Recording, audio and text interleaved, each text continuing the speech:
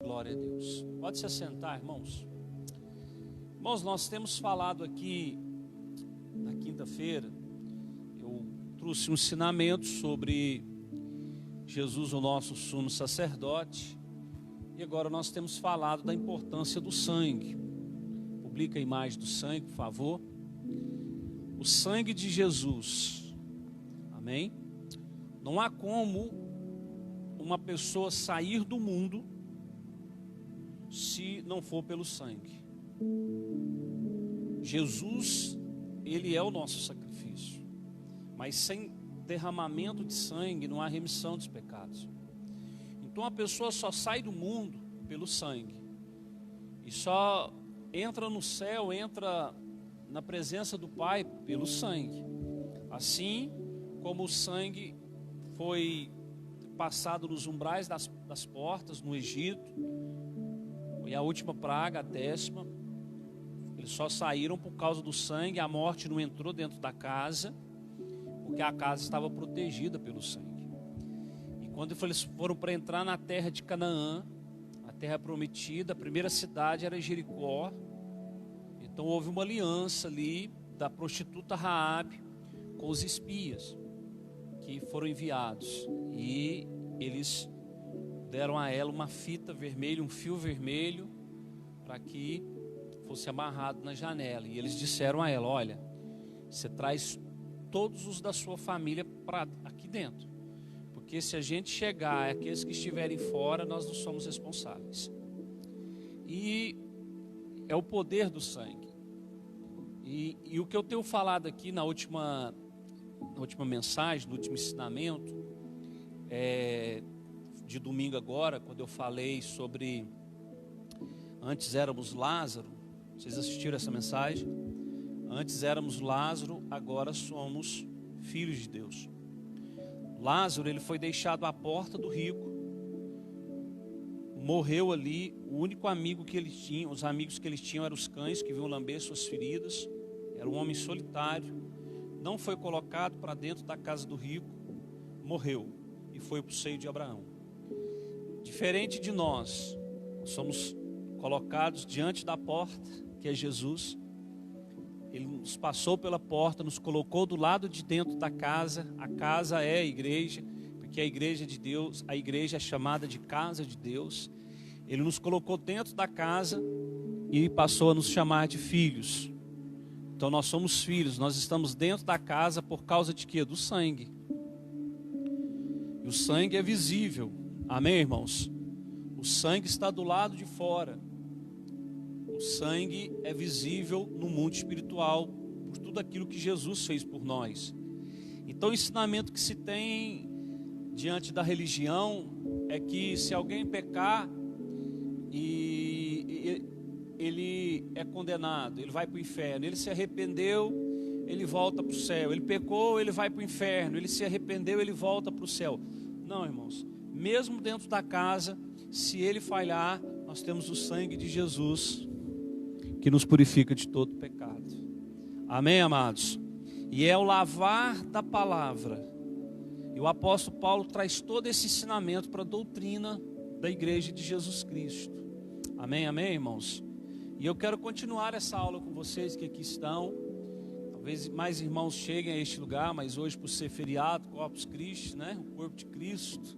Corpo de Cristo, né? O corpo de Cristo é um feriado, né?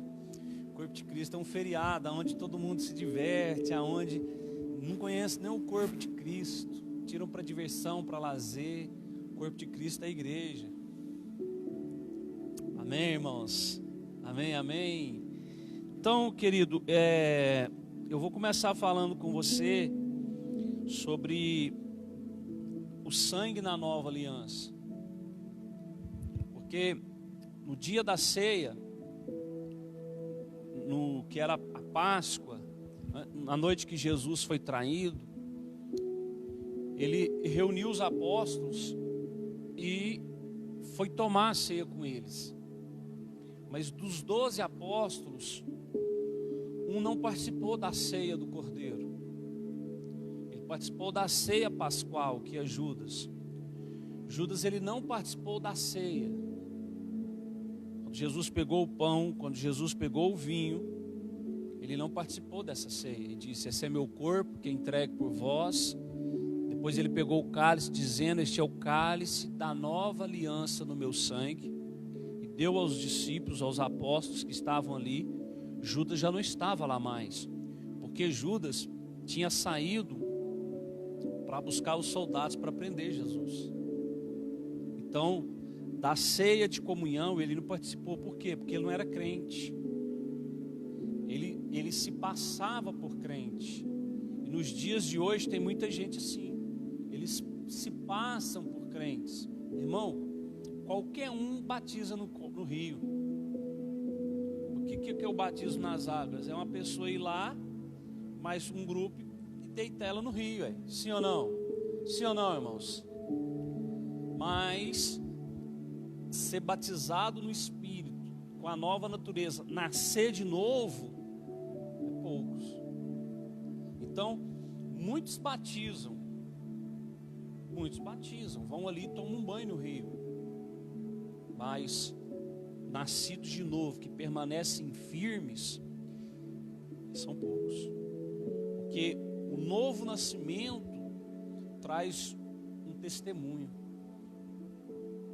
Então, se o novo nascimento na sua vida não te dá um testemunho, se você continua agindo igual as pessoas do mundo, você não nasceu de novo.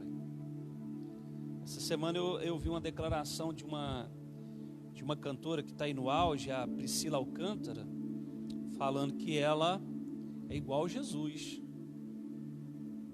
Eu olhei assim e falei: meu Deus, ser igual é complicado. Porém, a Bíblia manda a gente ser imitador, né? Mas ser igual. E aí eu questionei na mensagem no Facebook, um pastor, um amigo lá, uma pessoa compartilhou. Eu falei: olha, para ela ser igual a Jesus, ela tem que nascer de uma virgem, tem que ser crucificada, ressuscitar o terceiro dia, que é coisa meio difícil, irmão, para ser igual.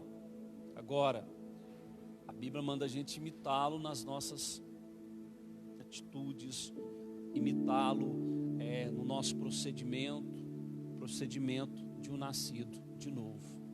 Amém, irmãos? Diga glória a Deus. Irmãos,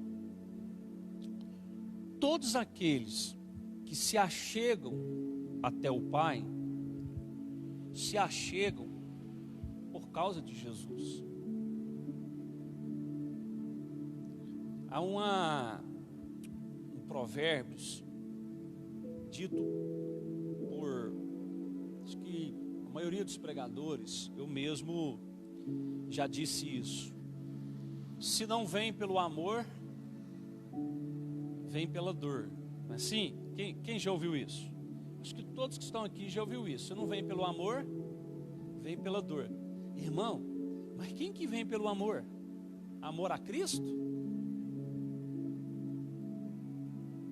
Amor a Deus? Não, irmãos. Às vezes vem por amor a um filho que está doente, um marido que está saindo de casa. Sim ou não?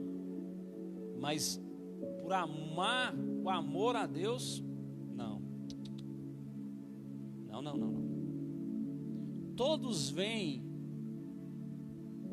de sofrimentos. Todos. Quando Jesus veio, Jesus disse assim: ó, eu não vim para os sãos. Ele veio para quem? Para os doentes. Mas naquela época tinha alguém sã? Ninguém. Jesus ironizou os fariseus. Eu coloco essa palavra, ironia. Mas Jesus mostrou uma realidade para eles.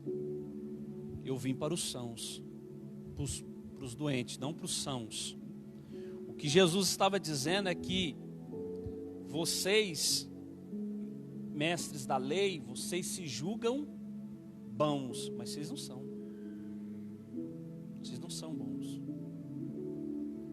E hoje eu estava na parte da manhã conversando com o irmão aqui da instituição, que nós aprendemos muita coisa errada, muito ensino. Nós ouvimos muito ensinamento. E eu tenho falado para vocês, e falei a vocês, sobre condição e posição. Antes de Cristo é uma condição, mas depois de Cristo é uma posição. A lei, as pessoas faziam sem crer. A lei é isso. Na lei as pessoas fazem até sem crer. Porque ele estipula, olha, na lei, olha, aqui esse copo com água, você vai tomar ele durante 7 noites. Você vai tomar um gole dessa água. Então, às vezes sem crer você faz porque mandou você fazer, sim ou não? Sim ou não? Aí a pessoa, mas a pessoa creu. Não, ela obedeceu. Então a lei falava o que tinha que ser feito, a pessoa vinha e fazia. Muitos faziam até sem crer. Mas a graça não, a graça é diferente. A graça te ensina você crer de forma correta. E quando você crê de forma correta, você faz de forma correta. Sem nenhuma cobrança, sem nenhuma exigência, sem nenhum julgamento do ministério, do pastor. Não. Você creu, você faz de forma correta. Quando você crê na forma correta de ofertar, você faz correto. Quando você crê na forma correta de se dizimar, você crê você faz correto. Quando você crê na forma correta de ser generoso, você faz por generosidade. Você não faz porque é uma exigência. Você não faz porque é uma obrigação. Então, quando Paulo fala isso em Coríntios de oferta, ele fala assim, ó, que ninguém dê por necessidade. E o que é o outro? Deus ama a quem dá com alegria. Veja, Deus ama quem dá com alegria. E aí ele pega e fala, não por necessidade. Então quer dizer, não por necessidade, eu vou dar porque nós necessitamos pagar o aluguel. Nós necessitamos fazer isso. Não, irmão, a gente não dá por isso. A gente dá porque a gente crê de forma correta, porque essa palavra está no nosso espírito de forma correta. Então eu submeto de forma correta, porque eu estou crendo de forma correta. Eu não preciso pegar mais a minha oferta e escrever num envelope. Eu não preciso mais espalhar para alguém o quanto eu estou dando, o que eu dou, o que eu faço. Vocês estão me entendendo? Sim ou não, irmãos? Eu tenho prazer, porque eu estou crendo de forma correta, de chegar no gasofilácio e entregar a minha dádiva, entregar a minha oferta, a minha honra ao Senhor. Porque quando você está crendo de forma correta, é porque você está sendo ensinado de forma correta. As pessoas perguntam para mim assim, pastor Menezes, como é que o senhor mantém aquilo lá se o senhor não pede dízimo? Se o senhor não pede os 10%? A gente vê, só fala só em oferta. É porque eu ensino a você a crer de forma correta. Amém, irmãos? A fazer, nós ensinamos de forma correta. O que é oferta, o que é coleta, o que é contribuição, o dízimo que hoje eu denomino o dízimo de Abraão. Como assim, pastor, o dízimo de Abraão? É a pessoa que ela quer dar, honrar, como Abraão fez. Alguém obrigou Abraão a dar 10%? Alguém obrigou? Deus obrigou Abraão. Deus pediu 10% para Abraão lá em Gênesis, quando ele se encontrou com Melquisedeque? Não. Não. Abraão sai da guerra e vem com os despojos, e agora então ele é cercado por Melquisedeque. Melquisedeque agora o abençoa, dá para ele o pão e o vinho, a comunhão, entendeu? Depois que ele recebeu essa comunhão, o que aconteceu? Abraão então está ali com o despojo. Aquele despojo estava abençoado? Aquele despojo estava abençoado? Não, não estava. O que ele fez então? Ele pegou parte daquilo e deu ao Senhor. E falou: agora o resto está abençoado. O Senhor vai guardar o meu despojo. Então eu vou trazer esse ensinamento aqui ainda para vocês compreenderem. Então, quando eu dou, porque eu faço isso, irmão. Eu não faço mais para as irmãs aqui ver, as tesoureiras, nem Roberta, nem Marcinha. Não, às vezes eu chego aqui e falo: irmão, coloca ela para mim. Às vezes eu mesmo vou lá e coloco, mas eu faço. Eu continuo dando, porque eu creio de forma correta. Mas não é porque é uma exigência. Ah, se você não der, você está amaldiçoado. Então, a lei era assim. E se vocês compreender Malaquias não é o último livro do Velho Testamento, não. Ele ainda faz parte da Nova Aliança. Porque no texto, eu tinha que mostrar para vocês, mas isso não é a aula de hoje, não. Então, a graça me ensina a crer de forma correta. E quando eu creio de forma correta, porque na lei, os mandamentos foram gravados em quê? Nas tábuas de pedra. Mas, na nova aliança, a lei de Deus da nova aliança foi gravada aonde? No meu coração, no meu espírito. Está gravada aqui, ela é gravada no meu espírito. Ela é gravada no seu espírito. Para quê, irmãos? Aí você vai conseguir lembrar de tudo isso aqui? Não. Não adianta você querer pôr técnica carnal de memorização. Não, irmão.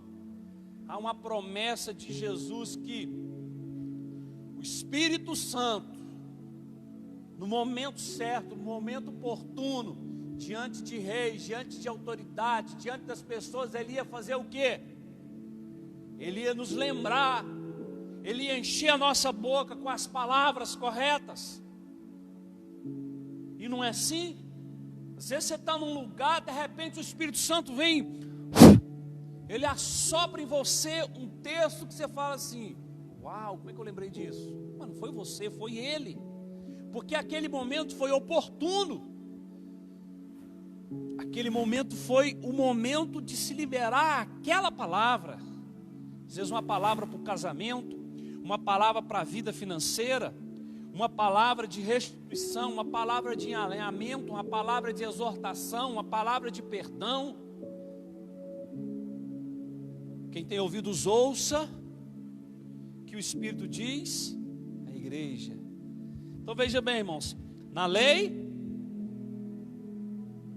ensinava a fazer de forma correta, mas na graça ela nos ensina a crer de forma correta. Posso ouvir um amém? Glória a Deus, irmãos. E isso nós estamos fazendo com vocês. A crer de forma correta. No que? No Evangelho da graça. E hoje, no sangue de Jesus. Amém, amém? Então vamos lá, irmãos. Deixa eu tomar uma água aqui. Eu estou falando do sangue, sim ou não? O sangue de Jesus. Ninguém se achega até o Pai se ele não for purificado de todo o seu pecado. Hoje é o dia de Corpus Christi, sim ou não?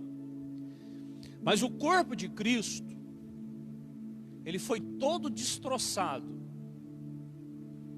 O corpo de Cristo foi todo moído pelos meus, pelos seus pecados, pelo pecado da humanidade. Vamos começar com Isaías 53. Isaías 53, versículo 1, diz assim: Ora, quem creu em nossa pregação? É uma pergunta de Isaías. Quem creu em nossa pregação? Mas sabia que essa pergunta é para os nossos dias? É para os dias atuais, divino? Sabia disso, Charles? Os irmãos que aqui estão? Porque na velha aliança se pregava. Havia pregação na velha aliança.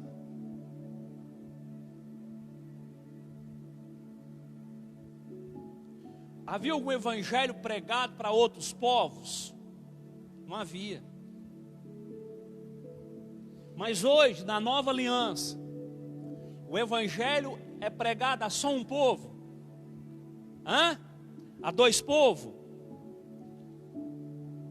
O evangelho é pregado a todos os povos. E quem deu a ordem? Jesus. Ide por todo mundo e pregai o evangelho. O Velho Testamento é sombra do Novo. Todas as vezes que tocavam o chofar, e hoje a gente vê muitas instituições, o toque do chofar é bonito. Você já ouviu um toque do chofar? Vocês já ouviram? Vocês já ouviram alguém tocar chofar? Já, irmãos? Não, né? Procura um vídeo no YouTube aí. Alguém tocando chofar. Nós vamos projetar aqui, os irmãos verem. Toque do chofar. Feito do chifre de carneiro. O toque do chofar na velha aliança é sombra. Sabe do que, irmãos? Da pregação do evangelho. Quando se tocava o chofar na velha aliança, o toque do chofar representava, tipificava hoje a pregação do evangelho. Ide por todo mundo e pregai o evangelho. Toquem o chofar, vós sacerdotes. Nós, quando pregamos o evangelho, nós tocamos o chofar. Mas aí não, eles se amoldam ainda. Muito bonito, sim. Lindo demais o toque. Mesma coisa é o toque do berrante, né? Acho bonito demais o toque do berrante. Mas o tocar o chofar na antiga aliança significava o pregar o evangelho na nova aliança. É sombra. É um tipo que não tem nada a ver conosco. Tocar o chofar é coisa dos judeus. Nós somos a igreja de Jesus, a noiva do Cordeiro. Diga glória a Deus, irmãos. Então nós estamos debaixo de uma nova aliança. E a nova aliança, e a palavra aliança, no hebraico significa cortar. Diga comigo, aliança, no hebraico, significa cortar. Cortar. A palavra aliança, no hebraico, significa cortar. Então, a nova aliança, que Cristo cortou conosco, no corpo dele, veio através do sangue dele. Mas olha isso aqui. Ora, quem creu em nossa pregação, e a quem foi revelado o braço. Veja que a palavra, está me vendo aí, Charles? Dá para ver? Veja que a palavra braço aqui está com letra minúscula ou maiúscula? Então veja, está se referindo a uma pessoa, sim ou não? Quem é o braço aqui? Quem é o braço de Yahvé? Yahvé, Senhor Deus. Quem é o braço dele? Jesus. Então veja, ora, quem creu em nossa pregação e a quem foi revelado, veja, e a quem foi revelado o braço de Yahvé. O braço é ele. O braço é Jesus. Próximo versículo. Ele, veja que o ele está com letra maiúscula, está se referindo agora a Cristo, uma pessoa. Ele cresceu diante dele como um broto tenro e como uma raiz saída de uma terra árida, estéril. Ele não aparentava qualquer formosura ou majestade que pudesse atrair os seres humanos. Nada havia em seu aspecto físico pelo que pudéssemos ser cativados. Olhe para mim. Um tempo atrás aí, alguém pegou uns estudos dos judeus e, segundo as fisionomias judaicas, as características de um judeu, a cor da pele, em computador, eles fizeram a provável imagem de Jesus no século 21. E que não tem nada a ver com esse Jesus europeu que você cresceu vendo em folhinhas e imagens de esculturas. Porque esse Jesus do cabelo comprido, pele branca, olhos verdes, ele é um Jesus europeutizado, europeu. Há um estudo na internet, você pode procurar. Há um estudo que foi um rei, havia um rei que se parecia com aquela imagem.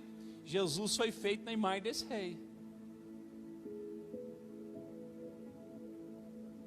Então, irmãos, esse Jesus, ele é da Europa, o Jesus branco, dos olhos claros, mas o de Israel, o Jesus de Israel, não, a pele escura, cabelos, a face diferente. E aí, olha o que diz Isaías 53. Ele cresceu diante dele como um broto tenro e tal, aparentava qualquer formosura ou majestade que pudesse atrair os seres humanos. Nada havia em seu aspecto físico que pudéssemos ser cativados. Próximo.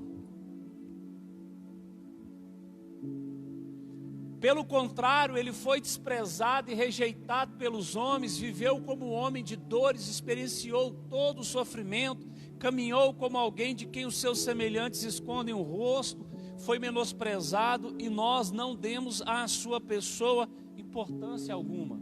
Isaías está profetizando dele. Jesus viveu na época do profeta Isaías? Não. Há 2000 anos Jesus veio, nasceu, encarnou numa virgem, nasceu de uma virgem, não encarnou numa virgem, né?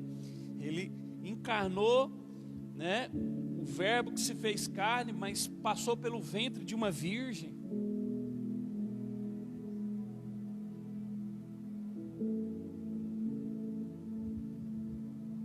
É isso aqui, ó.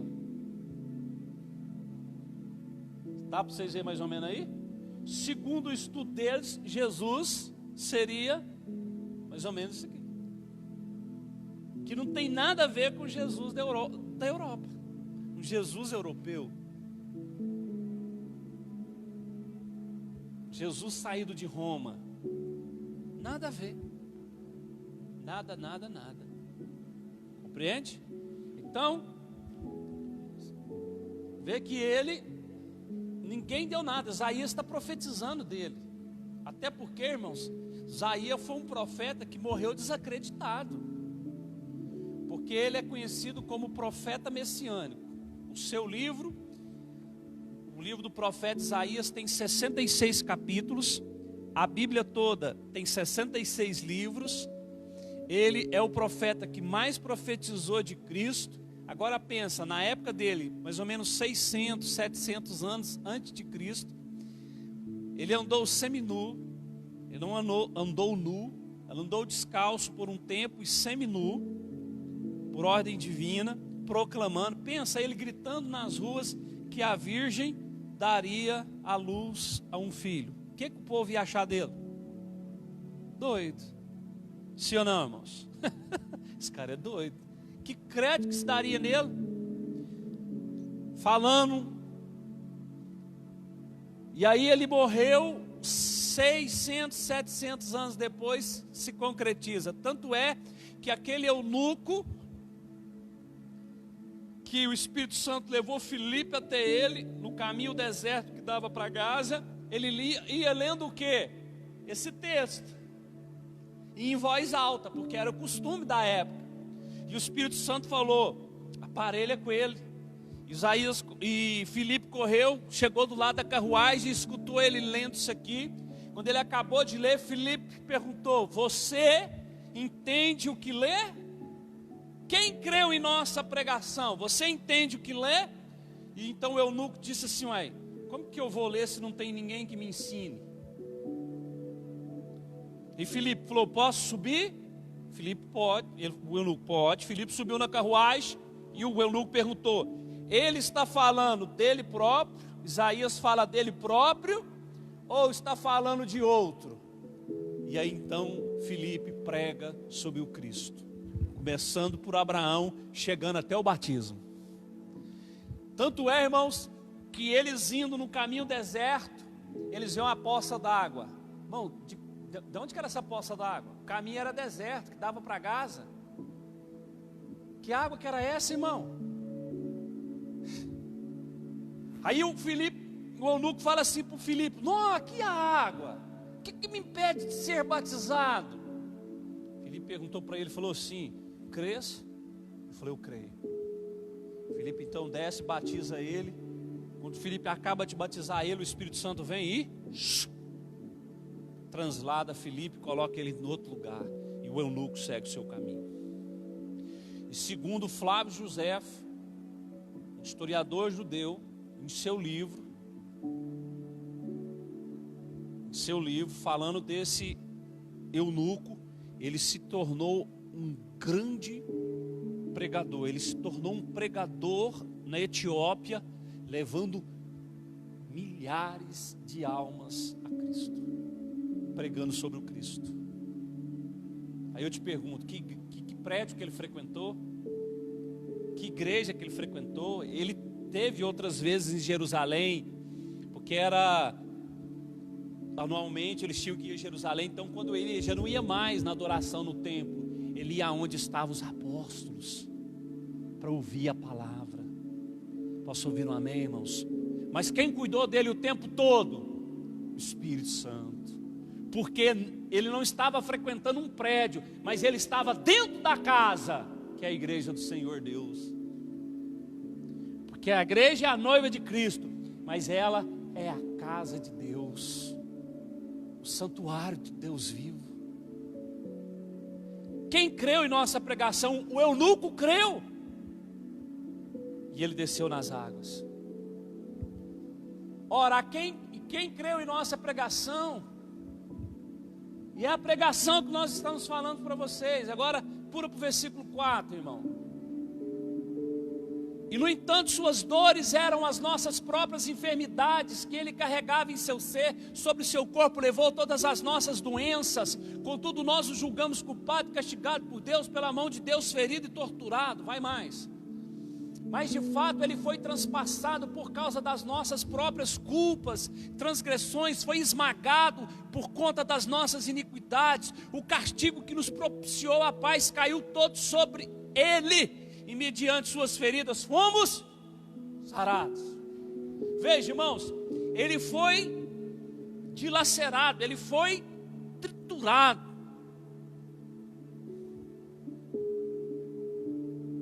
E semana passada, quinta-feira passada, e eu disse sobre Flávio Josefo, falando sobre as feridas dele,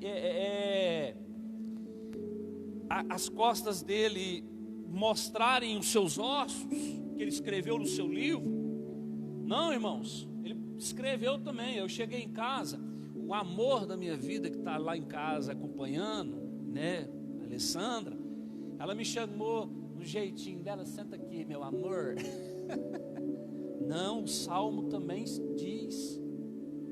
Tem um salmo que diz, aqui não é o salmo, Davi disse: os meus ossos ficaram expostos. A Bíblia diz. Então ele ficou, irmãos, dilacerado por causa de mim e de você, por causa da humanidade caída na sua condição, na sua velha natureza, para nos dar uma nova natureza. Por isso que Paulo, em 2 Coríntios capítulo 5, versículo 17, ele diz assim, ó: portanto, aquele que está, não é aquele que aceitou, nem aquele que batizou, é aquele que está em Cristo. Estar, irmãos, é diferente, é uma posição. Aquele que está em Cristo, ele é o quê? Nova criatura. E estar em Cristo é um dia após o outro. É um dia após o outro. É estar em Cristo. Diga glória a Deus. Então, irmãos, nos dias de hoje, quem creu em nossa pregação? Então a pessoa só sai do mundo e vem para a casa do Pai passando pelo sangue. Por quê? Porque é o sangue, irmão. Primeiro, não é o batismo nas águas. No momento que aí a gente não tem poder também para conhecer o coração, né? Saber quem verdadeiramente nasceu de novo, se expressou de novo: eu o recebo como meu Senhor. Mas a partir do momento que a pessoa ela diz isso, eu o recebo, o que acontece, irmão? É porque houve um convencer do Espírito, porque o Espírito virá convencer o homem do pecado, da justiça e do juízo. É um processo. Primeiro convence e aí Jesus falou: qual o pecado? Da sua incredulidade, porque não crê em mim. Então veja, irmão, quando o Espírito Santo vem e há esse processo de convencimento, e a pessoa aceita Cristo, reconhece Cristo como seu Senhor através da pregação do verdadeiro Evangelho, o que aconteceu? Foi a água que lavou ou foi o sangue? O sangue. Pá! É o sangue. Aí o sangue agora, e aí ele deixa de ser Lázaro e vem para dentro da casa. E ele agora, se morrer, não vai mais ser de Abraão, ele vai para o paraíso, o lugar de espera dos santos da nova aliança, esperando o retorno do Senhor Jesus. E agora ele é chamado de filho, purificado de todo pecado. O sangue está nele, ele está dentro da casa, coberto pelo sangue de Cristo. Aleluia. Oh, aleluia, irmão. Ele não está de fora do portão, ele passou pela porta. Tem um pastor, ele tem alguém para chamar de seu pastor, que não sou eu, irmão. O seu pastor é ele. Você tem um pastor, irmão, e o nome dele é Jesus de Nazaré. O que eu tenho, o que temos são títulos, são cargos, mas o verdadeiro pastor das ovelhas, das suas ovelhas, é ele. E eu vejo gente gritando: eu tenho 100 ovelhas. As ovelhas conhecem a minha voz. Quando eu chamá-las, eu acreditava nisso, né? Eu acreditava nisso. Não, nós temos um vicário na terra. Não, irmão, o único vicário, o único representante legal de Deus na face da terra é o Espírito Santo, porque esse é o tempo dele. Não é homem, não é mulher, não é bastião, não é mané, não é esses cargos oficializados, apóstolos, profetas, não. É o Espírito Santo de Deus agindo dentro de mim, dentro de você, te dando comunhão, seja na roça, seja na cidade, seja dentro de um carro, na fila de um banco. Você sabe a quem você pertence. Aleluia. E que ali você pode ter um 3D, Sky direta com Deus. Você pode bater o seu 3D com Ele, uma Sky direta com Deus. Você não precisa do meu aval, você não precisa do aval da instituição. Você tem a sua Sky direta com Ele. Lá, ligou na hora. Por quê? Porque você tem acesso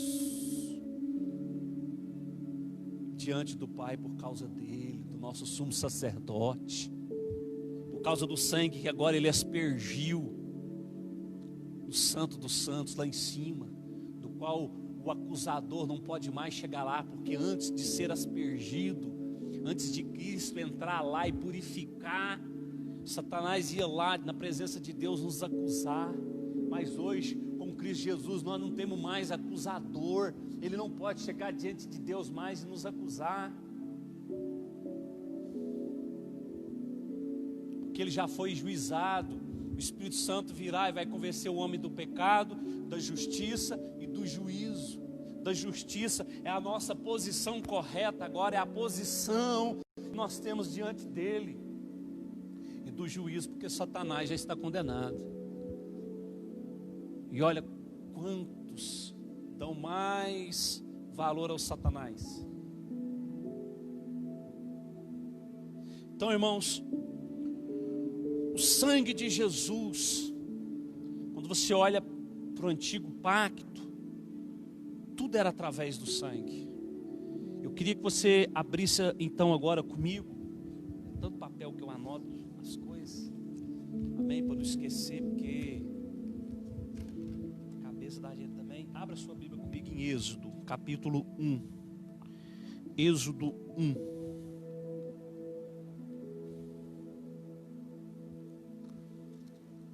Êxodo 1 não, irmão, Êxodo 12. É a Páscoa.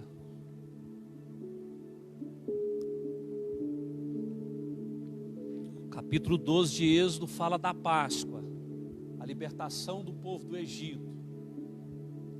Amém? Jesus é a nossa Páscoa, porque Ele é a nossa libertação. Vamos ler o versículo 1. Não, pode deixar o sangue aqui, eu vou ler a Bíblia aqui, os irmãos acompanham lá. Disse então o Senhor a Moisés e a Arão na terra do Egito: que este mês seja para vós o princípio dos meses, será o primeiro mês do ano. Será o primeiro mês do ano. Falai a toda a congregação de Israel, dizendo: no dia 10 deste mês, que cada homem tome para si um cordeiro para cada família, um cordeiro para cada casa. Olhem para mim, irmãos, isso aqui tudo tem mensagem. Cada casa tinha que ter o seu cordeiro. Quem é o cordeiro? Cristo. Cada casa tem que ter Cristo. A minha casa com o meu Cristo, a sua casa com o seu Cristo. Não existe essa de o meu Cristo servir para você. Você tem que ter o seu Cristo. Você tem que ter o seu cordeiro. A minha casa tem o meu cordeiro. E na sua casa tem? Na sua casa há o cordeiro? Então Paulo disse assim para o carcereiro: crê no Senhor Jesus, será salvo tu e a tua casa. Então tem pessoas que ficam preocupadas com família. Ah, porque fulano não vem. Tem Cristo mesmo? Porque se tem o cordeiro, se o cordeiro está na sua casa, então o cordeiro fica em casa. Cada um tinha que ter o cordeiro para a sua família, que é Cristo. E ter Cristo não é ter uma imagem. Ter Cristo não é ter uma imagem. Eu não estou dizendo para ofender, se algum irmão da comunidade católica me assistindo, não é esse o meu intuito. Ter Cristo não é ter um altarzinho no canto com a imagem dele, ou um quadro. Não é isso. É ter uma vivência com Cristo, experiências com Ele, com a palavra. Então, versículo 4: entretanto, se a família for pequena para consumir um cordeiro, então se juntará com o vizinho mais próximo de sua casa, conforme o número de pessoas. O cordeiro será escolhido na proporção que cada um puder comer. O cordeiro será macho, sem defeito e de 1 ano. Como é que tinha que ser o cordeiro? Macho, sem defeito, porque era uma figura de Cristo. Macho, perfeito, sem defeito. Era o nosso Jesus. Mas ele se encheu de dores, de defeitos, de culpas, que eram os nossos pecados. Veja que os nossos pecados, irmãos, o dilaceraram. Os nossos pecados o encheram de dor, das nossas enfermidades, das nossas transgressões. Tudo que era nosso fez com que o corpo dele, os ossos, ficassem expostos e o levasse por 3 dias ao fundo do abismo. E lá no fundo do abismo, um lugar de tormentos, não no inferno, mas aonde estava o rico, da passagem de Lázaro e o rico, porque os Salmos dizem, ele foi contado com o rico.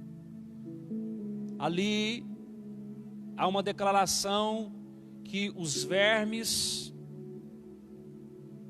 estavam sobre o seu corpo. Estou pondo com as minhas palavras. E lá ele clamava.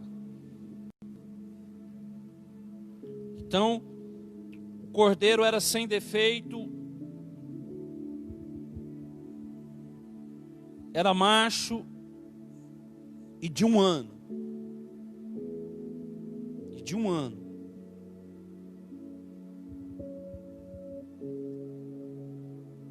Vós os escolhereis entre os cordeiros ou entre os cabritos. E o guardareis até o dia 14 deste mês. Veja, o cordeiro ficava 4 dias dentro de casa, com a família. Aquele cordeirinho de 1 ano, ele ficava por 4 dias com a família. Sabe para quê? Para que a família pegasse amor, as crianças pegassem amor pelo animalzinho. Esses dias agora eu vi um videozinho no Facebook, e foi até assim, falando do cristianismo, né? Uma criancinha arrastando um cabritinho pela orelha. Alguém de vocês chegou a ver esse vídeo? Aí tá assim lá na mensagem assim, depois que terminar a pandemia, como é que vai ser as ovelhazinhas? Então passa uma criancinha arrastando aquela bichinha lá pela orelhinha. Para quê, irmãos? Para amá-lo. Para quê? Para que quando a ovelhazinha morresse, sacrificada, era para sentir dor, ter sentimento. E assim foi o nosso Cristo. Andou com os 12, com os cordeirozinhos, com as ovelhazinhas. E quando ele foi crucificado, aqueles que estavam à sua volta fizeram o quê? Choraram, se entristeceram, se enlutaram. Por quê? Porque o cordeiro foi sacrificado. 7. E tomarão um pouco do seu sangue. 6. E guardareis até o dia 14 deste mês, e toda a assembleia da congregação de Israel o degolará à tarde. E tomarão um pouco do sangue, e passarão sobre os umbrais e sobre as vergas das portas das casas, em que o comerem. Naquela mesma noite comerão a carne grelhada no fogo, com pães matzá, não fermentados, e ervas amargas a comerão. Não comereis dele nada cru, nem cozido em água. O animal inteiro, incluindo a cabeça, as pernas e os miúdos, será assado em brasa. Por quê, irmãos? Tormento. O rico disse assim para Abraão: eu estou aqui sendo o quê? Atormentado nestas chamas, juízo. Ele estava sendo atormentado num juízo, porque o fogo fala de juízo. E aqui o cordeiro foi sacrificado por causa do juízo.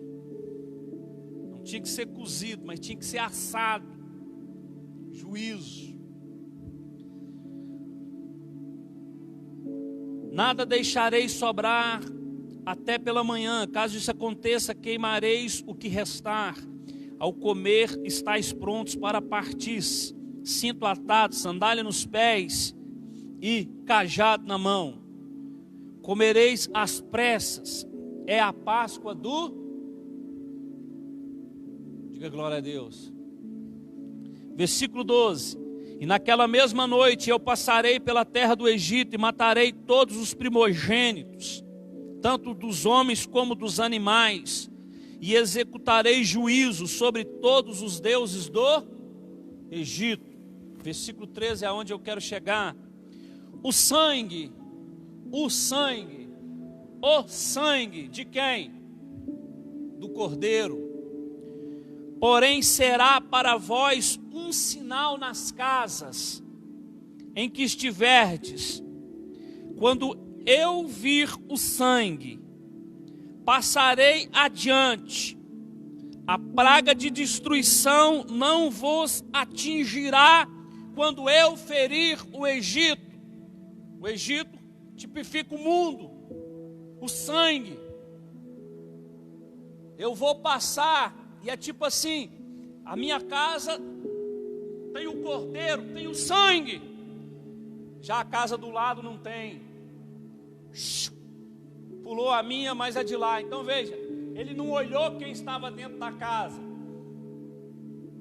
Ele olhou a marca do sangue. E se eu na minha casa creio, eu tenho a marca do sangue, eu creio. Por isso Paulo falou, o carcereiro: crê no Senhor Jesus, será salvo tua casa. Por causa de mim, que tem a marca, que tem o cordeiro, o sangue está nela. Coisas acontecem, mas há uma promessa de ser salvo. Mas as pessoas não entendem salvação com viver em Cristo. Ser salvo, não morrer, não ser condenado. A pessoa ela pode viver uma vida toda aí de sofrimento, mas nos últimos dias de vida ela reconhece que ele foi desgraçado, que ele foi miserável, pecador, cego, nu, que ele foi um pródigo. Me entende, sim ou não?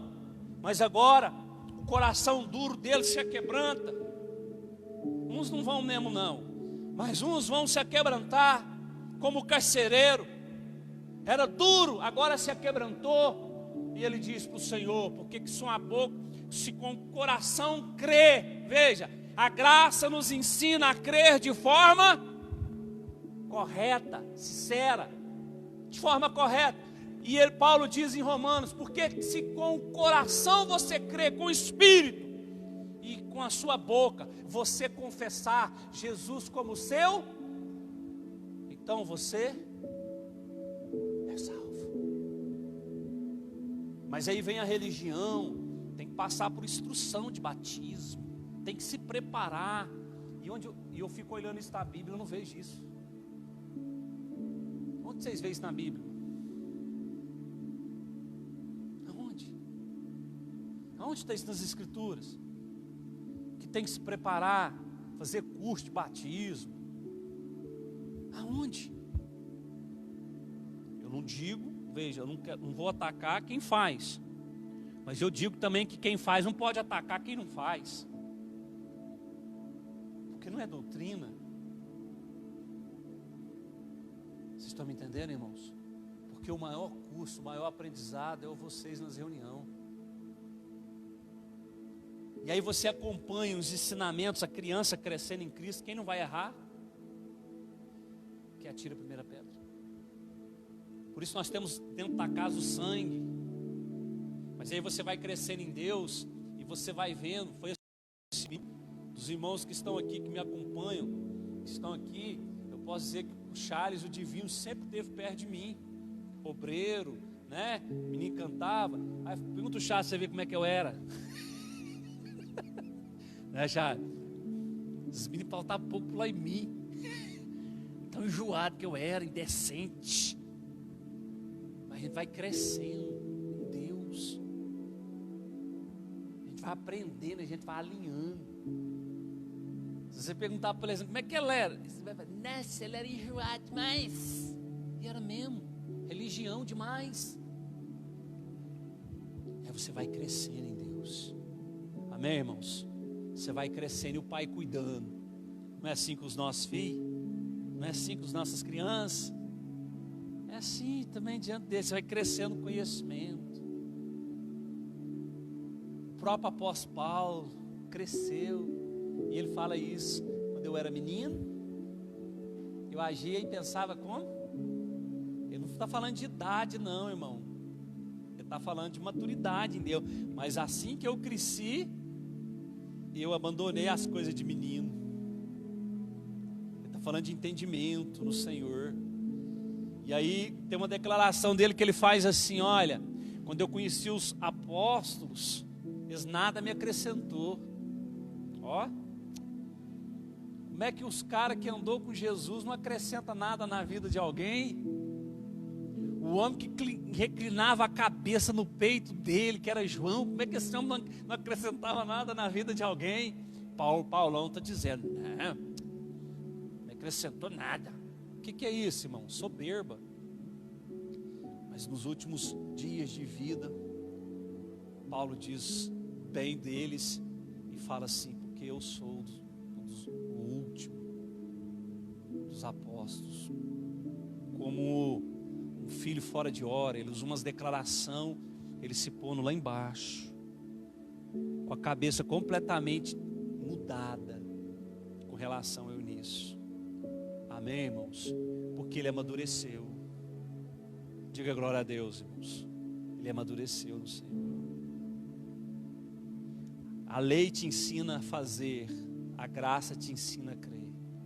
Então, versículo 13. O sangue, porém, será para vós um sinal.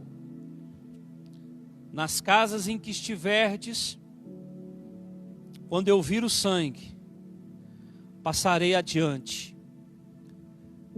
A praga de destruição não vos atingirá quando eu ferir o Egito. E esse dia, portanto, será para vós um memorial, e o celebrareis como uma festa perene para o Senhor. Nas vossas gerações o celebrareis por decreto perpétuo. Agora, diga glória a Deus. Por que tudo isso, irmãos?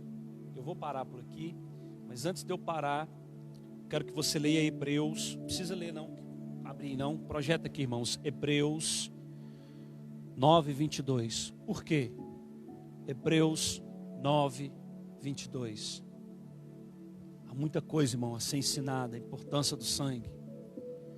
De fato, conforme a lei, quase todas as coisas, quase todas, veja que não eram todas, quase todas as coisas são purificadas com sangue.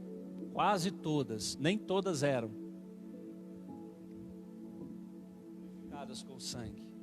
Quase todas eram purificadas com sangue. Porque sem derramamento de sangue não pode haver absolvição ou remissão de pecados. sem o derramamento do sangue. E Jesus sabia disso. Veja, irmão, absolvição dos pecados. Por isso ele derramou o sangue. Ele cortou uma aliança. Ele cortou comigo e com você. Antes de eu vir para cá, eu estava preparando uns vídeos lá em casa, mas depois eu perdi tudo. Estava baixando os videozinhos para trazer. O que é cortar uma aliança? Muitas tribos, quando você assiste filmes de época, filmes de vikings, nós estamos assistindo, mas Alessandra, na Netflix, a série O 100, e lá tem um grupo lá, eles cortam aliança. Quando eles fazem uma aliança, eles pegam a adaga, cortam as mãos. Então faz um tie na mão, o outro faz também, e eles cruzam mão para o sangue cruzar. Eles estão cortando uma aliança, fazendo uma aliança. E Jesus fez uma aliança, Ele cortou comigo e com você.